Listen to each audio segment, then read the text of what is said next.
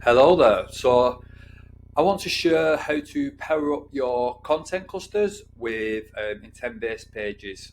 So what is a content cluster? I'm going to use my own example. A content cluster is a solid strategy for bringing in traffic.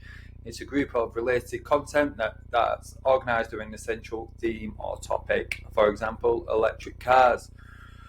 So I'm going to talk. If you've not heard about content clusters, you've been living in a cave in Mexico. It's been, top of talk for years now.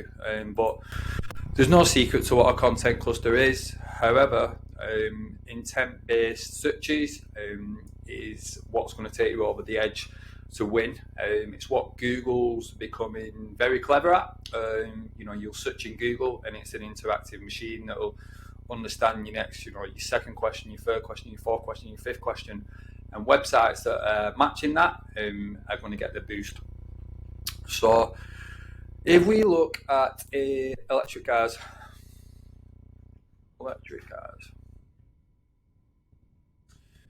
and we go to Auto Trade, I think is the one I looked at. Best. That's interesting. Best. So what is a multi-intent page? So a typical topic cluster is all pages grouped around a theme. Okay. Now you may create the pillar page and then the child pages off that around the topic. So, but what you can do now is go. So if this page, if 1,000 people search for electric cars and land on this page, then 1,000 people are not going to be in the same buying stage, or it's the same place on the journey. So what does that mean? They could be looking at the different types of cars. Okay, me personally, I'm looking at one at the moment, looking for one, not a single one. I'm interested in getting one, but I've not a clue where to start yet. So,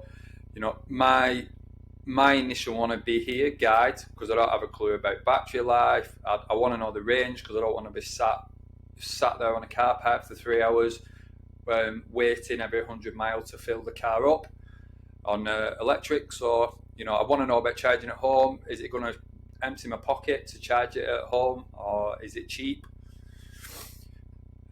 Different brands, obviously. I don't want one of these RoboCop box style electric car things. I want something that looks half decent. I like the Teslas. Obviously, Audi. I want one of these futuristic go gadget Audi things. So what I'm trying to say is that there's a lot you can do with this page. The popular models, the different type. We've even got prices on here. Brand new for those that want the brand new cars, and FAQs. So this page it's such a simple page, but it starts the customer journey off so well. As I said, I'd be more interested in here where someone might already know and they're looking for the certain brands. They've got more brands coming in. You can compare as well. Whoever is buying one is probably going to compare, because it's quite a new. Electric cars are still new in their infancy, so people want to compare of what type they want and why. So that's why it's important.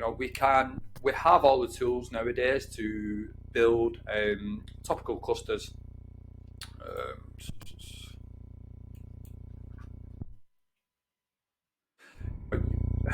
You can see how the layout. You build parent page and you build the child page. Creating a lot of content around this is a great way to drive traffic. People are making these sites. They're basically creating digital assets. But what brands need to do, and this is how you're winning, is by looking at them intents. You have your top pillar page that matches 5 different intents, and then child pages matches 5 different intents.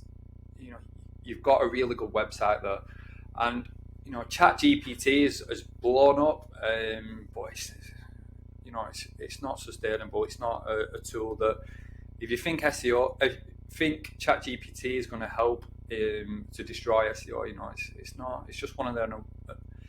It's helping, but it's not a game changer. You still have to do SEO. It's not going to tell you what to create on these pages. You know, SEO takes time. You've got to dig into your data. You've got to understand what customers want to see on this page. You've got to test, and you've got to understand. For example, you know, for 1,000 people visiting this page, it looks like, I'm guessing Auto Trade have tested that most people are clicking on this. If we found out that 887 people preferred the guides, you know, that'll be pushed further up the page. So it's just, you know, split testing these pages, understanding what people are searching for, and understanding the journey that they're going on.